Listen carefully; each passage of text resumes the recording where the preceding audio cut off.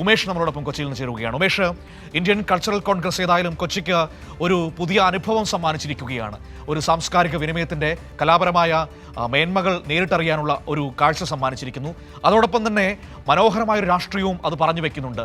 Indian സാംസ്കാരിക മേഖലയിലുള്ള സംഘപരിവാർ കടന്നുകയറ്റത്തിനെതിരായ ഒരു രാഷ്ട്രീയം ഇന്ന് സമാപിക്കുമ്പോൾ ഈ പോയ ദിവസങ്ങളിൽ എങ്ങനെയുണ്ടായിരുന്നു കൾച്ചറൽ കോൺഗ്രസ്? ഒപ്പം തന്നെ ഇന്ന് പ്രിയ നടൻ മമ്മൂട്ടിയാണ് അതിൻ്റെ സമാപന സമ്മേളനം ഉദ്ഘാടനം ചെയ്യുന്നത് എന്നത് ഏറ്റവും സന്തോഷം നൽകുന്ന കാര്യം കൂടിയാണ്.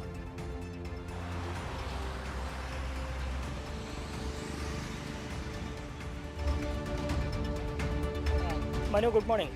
ഈ സംസ്ഥാന സാംസ്കാരിക വകുപ്പ് സംഘടിപ്പിച്ച ഈ ഇന്ത്യൻ കൾച്ചറൽ കോൺഗ്രസ് അതൊരു പൊതുചരിത്രമായി മാറി എന്ന് തന്നെ പറയാം. കാരണം മതം, വർണ്ണം, വംശം, ഭാഷ ഇവയൊന്നും വ്യത്യാസമില്ലാതെ വിവിധ കലാകാരന്മാരെ ഒന്നിപ്പിക്കുകയായിരുന്നു കേരളം എന്നുള്ളതാണ്. ഈ കഴിഞ്ഞ 3 രാപ്പകലുകൾ അക്ഷരാർത്ഥത്തിൽ വിസ്മയമാണ് ഈ കൊച്ചിക്കാർക്കും പൊതുവെ എല്ലാവർക്കും സമ്മാനിച്ചതെന്ന് നിസ്സംശയം പറയാനാകും. അത് ഏതെങ്കിലും ഒരു കലാരൂപം, ഏതെങ്കിലും ഒരു സംസ്ഥാനത്തിൻ്റെ കലാരൂപം, അല്ലെങ്കിൽ ഏതെങ്കിലും ഒരു മതത്തിൻ്റെ കലാരൂപം, അങ്ങനെയല്ല. എല്ലാ വിഭാഗങ്ങളെയും ഉൾക്കൊള്ളുന്ന തരത്തിൽ വിവിധ കലാപരിപാടികൾ, സാഹിത്യ സംവാദങ്ങൾ, പ്രഭാഷണങ്ങൾ ഒക്കെ ഈ പറയുന്ന ദിവസങ്ങളിൽ നഗരത്തിൻ്റെ വിവിധ ഭാഗങ്ങളിലായി നടന്നു എന്നുള്ളതാണ്. നഗരത്തിൽ തന്നെ 8 വേദികളിലായാണ് ഈ വിവിധ സാംസ്കാരിക പരിപാടികൾ അരങ്ങേറിയത്. മനു സൂചിപ്പിച്ചതുപോലെ വലിയൊരു രാഷ്ട്രീയവും ഈ കൾച്ചറൽ കോൺഗ്രസ് മുന്നോട്ട് വയ്ക്കുന്നുണ്ട് എന്നുള്ളതാണ്.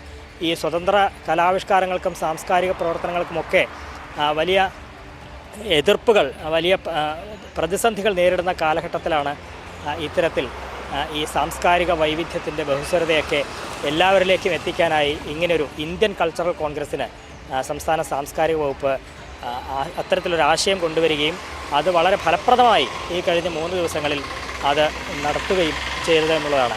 വളരെ ഭംഗിയായി തന്നെ അതെല്ലാം മുന്നോട്ട് പോയി. ഇത് ഈ തുടങ്ങിയ ദിവസം ഇന്നലെയാണ് ആരംഭിച്ചത്. ഈ തുടങ്ങിയ ദിവസം ഒരു നമ്മുടെ മഹാപ്രതിഭയായ ശ്രീനിവാസൻ അദ്ദേഹം വിടവാങ്ങി.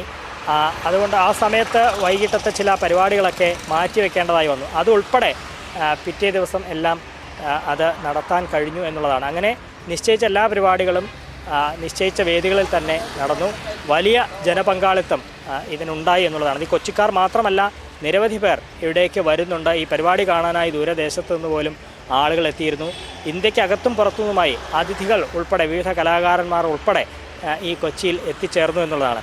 കഴിഞ്ഞ ദിവസം മന്ത്രി സജി ചെറിയാൻ മാധ്യമങ്ങളെ കാണുകയുണ്ടായി. അദ്ദേഹം സൂചിപ്പിച്ചിരുന്നു, ഇതിൽ ഒന്നിക്കാം, മുന്നേറാം എന്നുള്ളതാണ് ഈ കൾച്ചറൽ കോൺഗ്രസ് മുന്നോട്ട് വെച്ച ആശയം. ആ ആശയം ലക്ഷ്യത്തിലെത്തി എന്ന് തന്നെയാണ് അദ്ദേഹം പറഞ്ഞത്. ഈ വർഗീയതയ്ക്കെതിരെയും മാനവികത ഉയർത്തിപ്പിടിച്ചുമൊക്കെ ആണ് അത്തരത്തിലൊരു രാഷ്ട്രീയമാണ് ഈ കൾച്ചറൽ കോൺഗ്രസ് മുന്നോട്ട് വെച്ചത്. അത് നിസ്സംശയം അത് ലക്ഷ്യത്തിലേക്ക് എത്തി എന്ന് തന്നെയാണ് മന്ത്രി ചൂണ്ടിക്കാട്ടിയത്. ഒപ്പം ഈ നിരവധി സെമിനാറുകൾ, ഏതാണ്ട് 20ഓളം സെമിനാറുകളൊക്കെ ഈ കഴിഞ്ഞ ദിവസങ്ങളിലായി നടക്കുകയുണ്ടായി. അതെല്ലാം വളരെ ഫലപ്രദമായി വലിയ വലിയ ആശയങ്ങളൊക്കെ പറഞ്ഞുകൊണ്ട് ആ സംവാദങ്ങളെല്ലാം നടന്നു. അതിലെല്ലാം നിരവധി പേർ അതിൽ പങ്കാളികളായി എന്നുള്ളതാണ്. ഒപ്പം ചലച്ചിത്ര മേള ഇതിൻ്റെ ഭാഗമായി ചാവറ കൾച്ചർ സെൻ്ററിൽ ചലച്ചിത്രമേള കഴിഞ്ഞ ദിവസങ്ങളിലായി സംഘടിപ്പിക്കേണ്ട വിവിധ ചലച്ചിത്രങ്ങൾ അവിടെ പ്രദർശിപ്പിച്ചു. അപ്പോൾ ചലച്ചിത്രം, ഒപ്പം കലാപരിപാടികൾ, സാഹിത്യം, സംവാദം, അങ്ങനെ എല്ലാ മേഖലയിലും വിവിധ സാംസ്കാരിക പരിപാടികളെല്ലാം ഒറ്റ കുടക്കീഴിൽ ഒറ്റ സ്ഥലത്തേക്ക് കേന്ദ്രീകരിച്ചുകൊണ്ട് ഇന്ത്യയുടെ സാംസ്കാരിക വൈവിധ്യത്തെയും ബഹുസ്വരതയും എല്ലാവരിലേക്കും എത്തിക്കാൻ ഈ ഇന്ത്യൻ കൾച്ചറൽ കോൺഗ്രസ്സിന് കഴിഞ്ഞു എന്നുള്ളത് തന്നെയാണ്. ഇന്നിപ്പോൾ ഇതിൻ്റെ സമാപന ദിവസമാണ്. വൈകിട്ട് 5 മണിക്കാണ് എറണാകുളം ദർബാർ ഹാൾ ഗ്രൗണ്ടിൽ ഈ ഇന്ത്യൻ കൾച്ചറൽ കോൺഗ്രസിൻ്റെ സമാപന സമ്മേളനം നടക്കുന്നത്.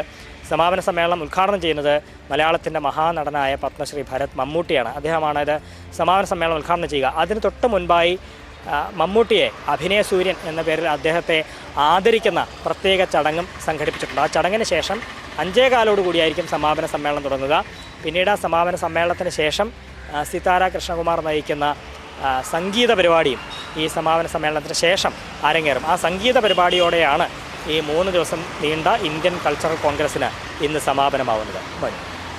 ശരി, ഉമേഷാണ് നമുക്ക് ഈ കൾച്ചറൽ കോൺഗ്രസിൻ്റെ സമഗ്രമായ വിവരങ്ങൾ പങ്കുവച്ച് നൽകിയത്.